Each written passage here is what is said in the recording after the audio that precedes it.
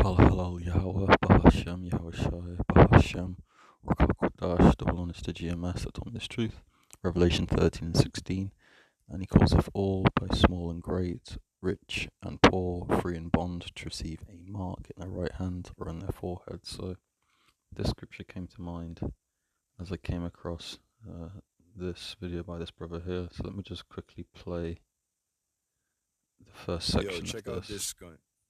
It's not even an issue now, but lawmakers in Olympia believe they need to restrict microchipping.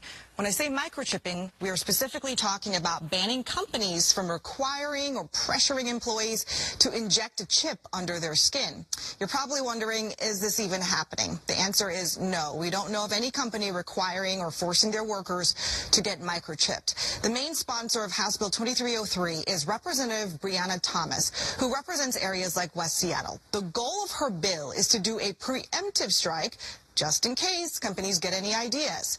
What's also interesting, not a lot of debate on this proposal this session, but it is passing through with flying colors. It already passed the full House. It's on the Senate side now. The Senate Labor and Commerce Committee voted yesterday and advanced a proposal to the next step. And now I want to jump to this, which recommend is the bill to you. close to 2 months ago, which is the generation. The new generation of brain-computer interfaces. So we're going to play that. So what we built is a brain-computer interface device that we call the bioelectronic interface system to Cortex. Brain-computer interface devices are important for people that have various neurological conditions, things that cause disruption in motor function, in speech. People that have had strokes, for example, their brain function is intact, but they've lost the ability for the brain to connect to the rest of their body in some way. And so what brain-computer interface devices do is they allow you to make that connection. You can now use the electronics to restore that lost function.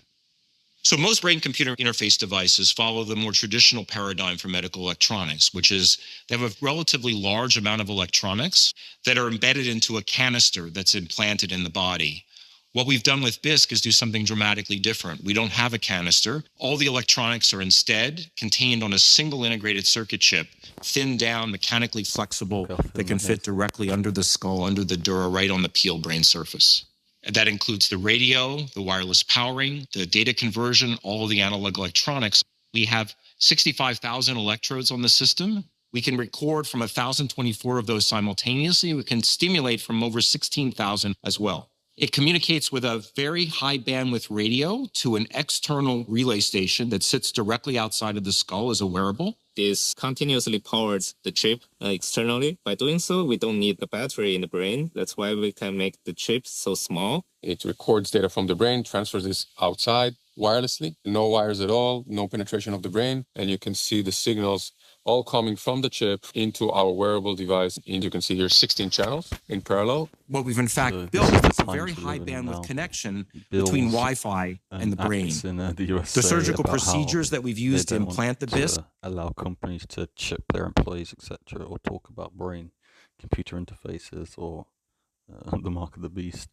And then also you have this new generation of brain-computer interface, which is even thinner, even more slicker than the Neuralink one that's been pushed by Elon Musk.